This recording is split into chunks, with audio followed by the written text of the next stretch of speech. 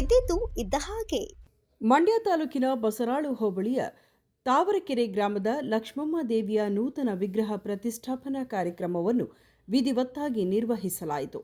ಲಕ್ಷ್ಮಮ್ಮ ದೇವಿಯ ವಿಗ್ರಹ ಪ್ರತಿಷ್ಠಾಪನಾ ಅಂಗವಾಗಿ ಆಸ್ಥಾನ ಪುರೋಹಿತ ಜಗದೀಶ್ ಆಚಾರ್ಯ ಅವರ ತಂಡ ನೇತೃತ್ವದಲ್ಲಿ ಹೋಮ ಹವನ, 108 ಕಳಸ ಪ್ರತಿಷ್ಠಾಪನೆ, ಗ್ರಾಮ ಪ್ರದರ್ಶನೆ, ಗೋಪುರ ಕಳಸ ಪ್ರತಿಷ್ಠಾಪನೆಯನ್ನು ವಿಶ್ವಕರ್ಮ ಶಾಶ್ವತ ಪ್ರಕಾರವಾಗಿ ದೇವಿಯನ್ನ ಪ್ರತಿಷ್ಠಾಪನೆ ಮಾಡಲಾಯಿತು.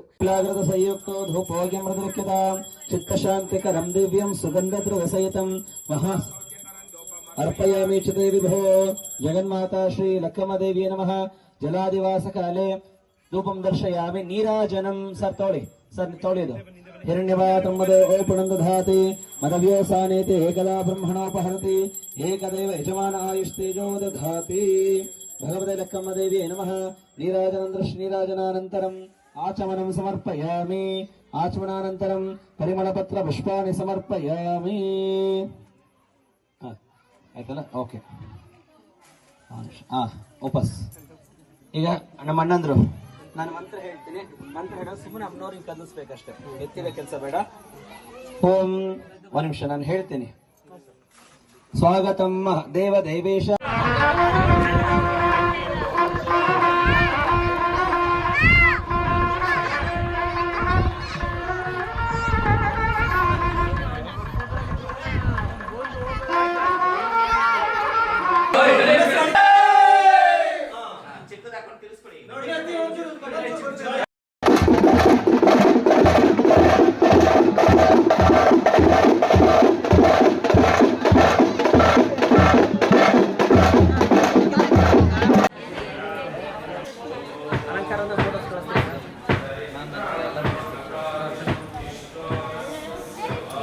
ಅಭಿಷೇಕ ಆಗ್ತದೆ ನೋಡೋಗಿ, ಪಂಚಾಮೃತ ಅಭಿಷೇಕ.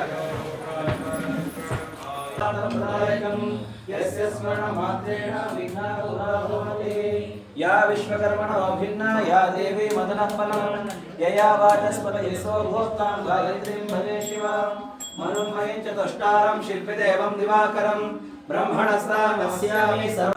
ವಿಶ್ವಕರ್ಮ ಈ ದಿವಸ ಶ್ರಾವಣ ಮಾಸದ ಶುಕ್ಲ ಪಕ್ಷದ ತೃತೀಯ ತಿಥಿ. ಈ ದಿವಸ ಮಂಡ್ಯ ಜಿಲ್ಲೆ, ಮಂಡ್ಯ ತಾಲೂಕು, ಬಸರಾಳು ಹೋಬಳಿ ತಾವರೆಕೆರೆ ಗ್ರಾಮದಲ್ಲಿ ಜಗನ್ಮಾತೆಯು ಆದಿಶಕ್ತಿಯು ಇಚ್ಛಾಶಕ್ತಿ ಸ್ವರೂಪಿಣಿಯೂ ಆದಂತಹ ಮಹಾಲಕ್ಷ್ಮಿ ಸ್ವರೂಪಿಣಿಯಾದಂತಹ ಲಕ್ಕಮ್ಮನವರ ಪ್ರತಿಷ್ಠಾಪನಾ ಕಾರ್ಯಕ್ರಮ ವಿಶೇಷವಾಗಿ ನಡೆದಿದೆ. ಪ್ರತಿಷ್ಠಾಪನಾ ಕಾರ್ಯಕ್ರಮ ಅಂತೇಳಿ ಹೇಳಿದ್ರೆ ಸಾಧಾರಣವಾಗಿ ಆದಂತಹಲ್ಲ ಇದು. ಯಾಕೆ ಅಂತ ಹೇಳಿದರೆ ನಾವು ನೀವೆಲ್ಲರೂ ಕೂಡ ವಿವಿಧ ರೀತಿಯ ಆಗಮಗಳಿಂದ, ವಿವಿಧ ರೀತಿಯ ಪೂಜಾ ಕೈಗಳಿಂದ ಕೂಡಿದಂತಹ ಆಗಮ ರೀತಿಯಿಂದ ನಡೆದಂತಹ ಪ್ರತಿಷ್ಠಾಪನೆಯನ್ನು ನೋಡುತ್ತೀವಿ.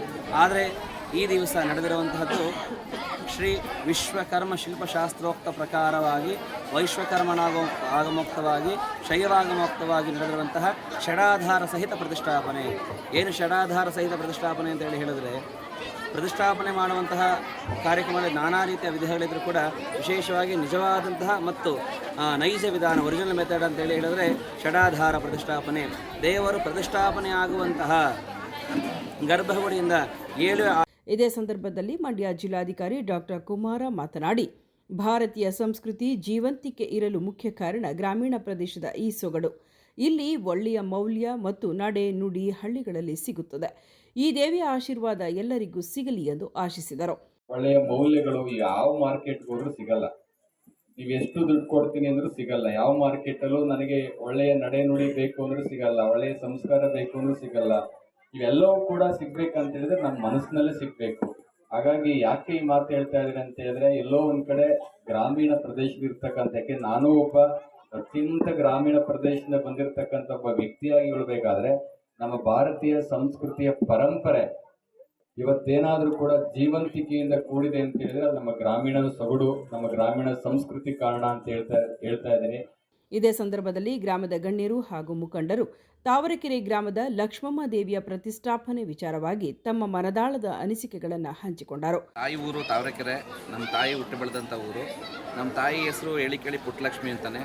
ಈ ನಮ್ಮ ತಾವರೆಕೆರೆ ಗ್ರಾಮದ ಹಿರಿಯರೆಲ್ಲರನ್ನು ಬಂದು ನನಗೆ ಈ ಥರ ದೇವಸ್ಥಾನ ಮಾಡ್ತಾ ಇದ್ದೀವಿ, ನಿಮ್ಮಿಂದ ಏನಾದರೂ ಆಗೋದಾದರೆ ಮಾಡಿಕೊಡಿ ಅಂತ ಹೇಳಿದಾಗ, ನನಗದೇನೋ ದೇವ್ರ ಕೃಪೆನೋ ಅಥವಾ ಇಲ್ಲಿ ಹಿರಿಯರ ಆಶೀರ್ವಾದ ಏನೋ ಗೊತ್ತಿಲ್ಲ, ನಾನು ವಿಗ್ರಹ ಮಾಡಿಸ್ಕೊಡ್ತೀನಿ ಅಂತ ಹೇಳಿದ್ದೆ.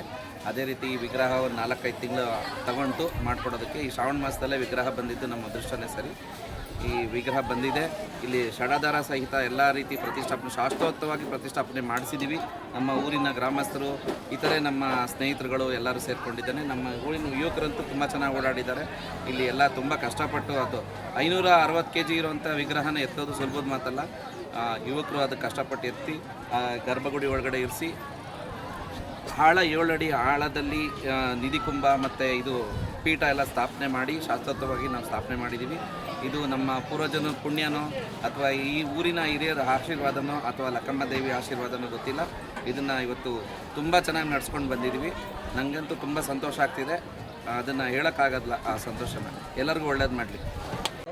ಬಸರಾಳು ಹೋಬಳಿ, ಮಂಡ್ಯ ಜಿಲ್ಲೆ. ನಾವು ಹಿಂದೆ ಹಂಚಿನ ಮನೆ ಇತ್ತು.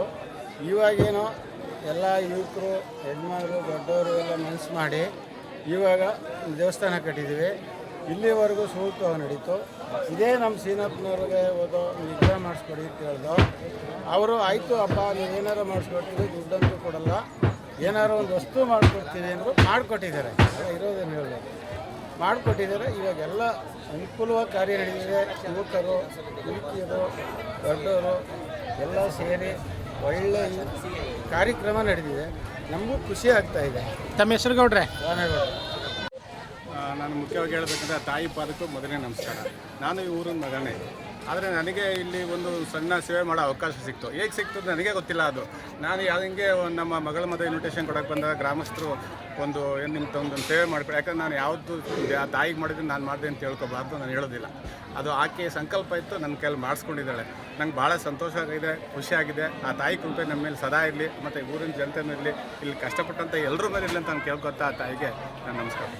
ಪ್ರತಿಷ್ಠಾಪನಾ ಕಾರ್ಯಕ್ರಮದಲ್ಲಿ ಅನ್ನದಾನ ಏರ್ಪಾಟು ಮಾಡಲಾಗಿತ್ತು. ಸುತ್ತಮುತ್ತ ಗ್ರಾಮಸ್ಥರು, ಮುಖಂಡರು ಹಾಗೂ ಯುವಕರು ಈ ಸಂದರ್ಭದಲ್ಲಿ ಭಾಗವಹಿಸಿದರು. ಸುದ್ದಿ 3 ವಾಹಿನಿಯ ಹೆಚ್ಚಿನ ಮಾಹಿತಿಗಾಗಿ ಸಬ್ಸ್ಕ್ರೈಬ್ ಆಗಿ ಹಾಗೂ ಬೆಲ್ ಬಟನ್ ಒತ್ತಿ.